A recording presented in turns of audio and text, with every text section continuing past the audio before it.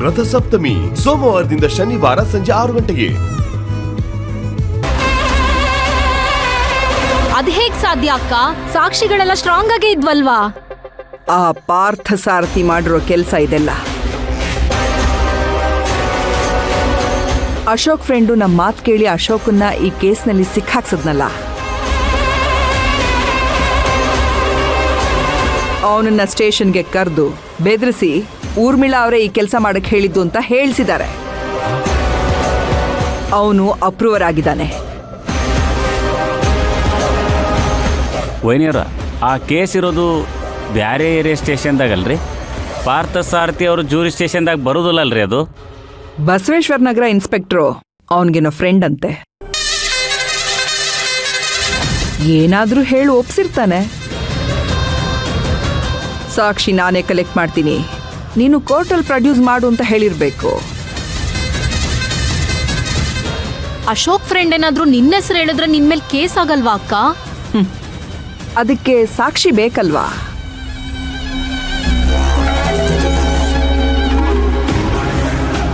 ಅದಕ್ಕೆ ನಾನು duplicate ಗನ್ನ Ashok friend ಕೈಲಿ ಕೊಟ್ಟಿರೋದು.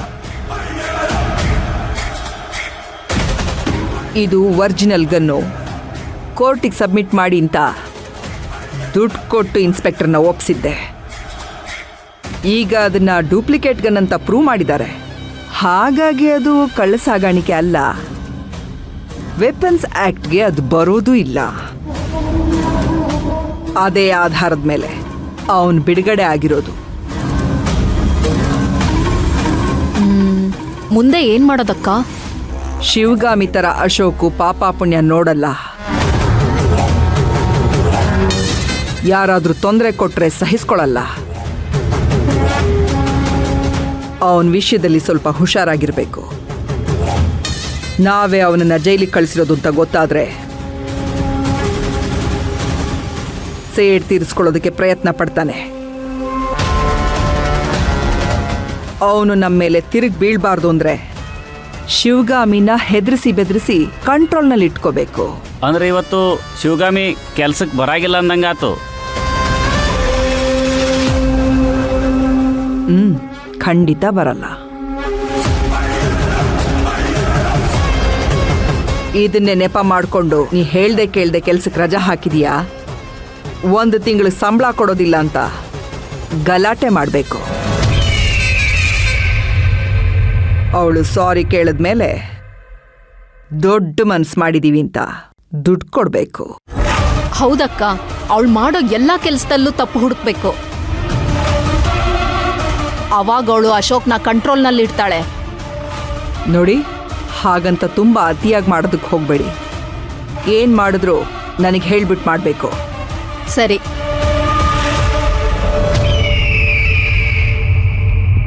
ಅಕ್ಕ, ನನ್ಗ್ಯಾಕೋ ಈ ಶಿವಗಾಮಿ ಇವತ್ತು ಮನೆ ಕೆಲ್ಸಕ್ಕೆ ಬಂದಿದ್ದಾಳೆ ಅಂತ ಅನಿಸ್ತಾ ಇದೆ. ಹೌದಾ? ಯಾವುದಕ್ಕೂ ಒಂದ್ಸಲ ಹಾಗಾದ್ರೆ ನೋಡ್ಕೊಂಡು ಬನ್ನಿ. ಹಾ, ಆತಾತು. ಬಾ ಬಾ ಹೋಗ್ನು ಬಾ. ರೀ, ಬನ್ರಿ. ನೀವೆಲ್ಲಿಗೆ ಬರ್ತಿದ್ದೀರಾ? ಅಕ್ಕ, ಇವ್ರು ಬಂದ್ರೆ ಬರೀ ಎಡವಟ್ಟೆ. ನೀನ್ ಬಾ ಅಕ್ಕ, ಇಬ್ರು ಹೋಗಿ ನೋಡ್ಕೊಂಡ್ ಬರೋಣ. ಹಾ, ಆತಾತು. ಹೋಗ್ರಿ. ಆರಾಮಾಗಿ ಹೋಗ್ಬರ್ರಿ. ನಾ ಇಲ್ಲೇ ಆರಾಮಾಗಿ ಕೂತಿರ್ತೀನಿ. ಚಲೋ ಕೆಲಸ ಆತ್ಯಪ್ಪ. ಅಲ್ಲಿ ಹೋಗೋದು, ಆ ಶಿವಗಾಮಿ ಕಡೆ ಬಯಸ್ಕೊಳ್ಳೋದು ಯಾವಾಗ ಬೇಕು, ಇಲ್ಲಿ ಆರಾಮಾಗಿ ಕೂತಿರ್ತೀನಿ. ವಾದ ವಿವಾದಗಳನ್ನು ಕೇಳಿದ ನಂತರ, ಸಾಕ್ಷಿಗಳನ್ನು ಕೂಲಂಕುಷವಾಗಿ ಪರಿಶೀಲನೆ ಮಾಡಿದ ನಂತರ ಅಶೋಕ್ ಅವರ ವಿರುದ್ಧ ಹೂಡಲಾಗಿರುವ ಮೊಕದ್ದಮೆಯನ್ನು ಸುಳ್ಳು ಮೊಕದ್ದಮೆ ಎಂದು ತಿಳಿದು ಬಂದಿದೆ. ಅಶೋಕ್ ಅವರು ಕಳ್ಳಸಾಗಾಣಿಕೆ ಮಾಡಿರುವ ಗನ್ ಡೂಪ್ಲಿಕೇಟ್ ಎಂದು ತಿಳಿದು ಬಂದಿರುವುದರಿಂದ ಅಶೋಕ್ ಅವರನ್ನು ನಿರಪರಾಧಿ ಎಂದು ಪರಿಗಣಿಸಿ ಈ ನ್ಯಾಯಾಲಯವು ಅಶೋಕ್ ಅವರನ್ನು ಬಿಡುಗಡೆ ಮಾಡುತ್ತಿದೆ.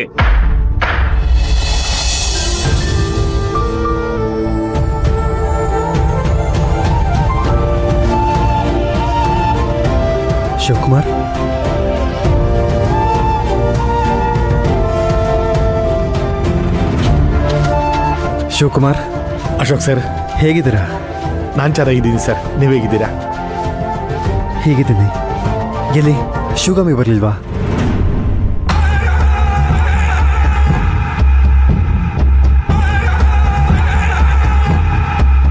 ಏನ್ ಶಿವಗಾಮಿ?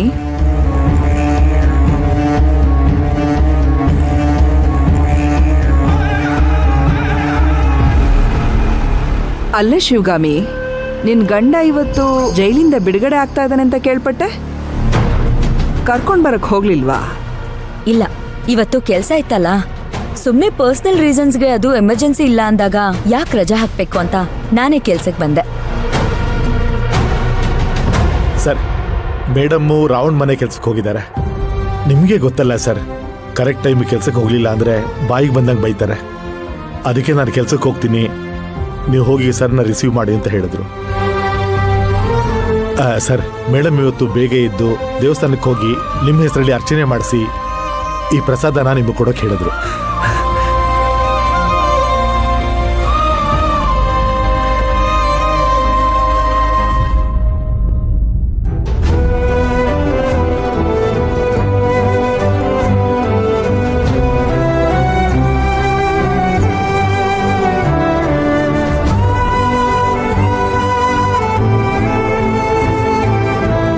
ಇದಕ್ಕೆ ಶಿವಕುಮಾರ್ ನನಗೆ ಶಿವಗಾಮಿ ಅಂದರೆ ಅಷ್ಟಿಷ್ಟ ಆಗೋದು. ಅಲ್ಲ, ಇಷ್ಟು ದಿವಸ ಗಂಡ ದೂರ ಇದ್ದ, ಇವತ್ತು ಜೈಲಿಂದ ಮನೆಗೆ ಬರ್ತಾ ಇದ್ದಾನೆ.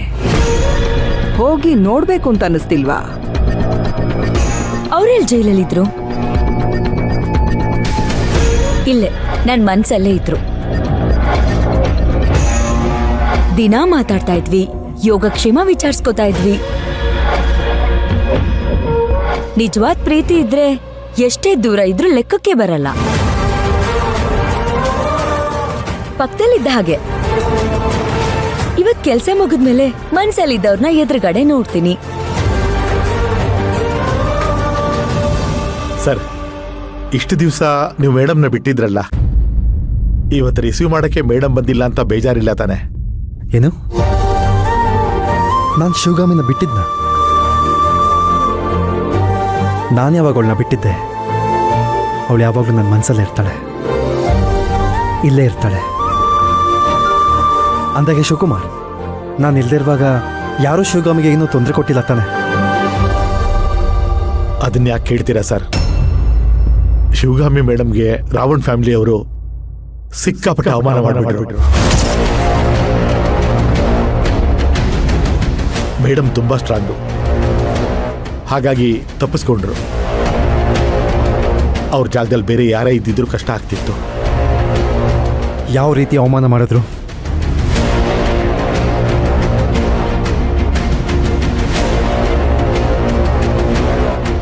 ಈ ವಿಡಿಯೋ ನೋಡಿ ಸರ್.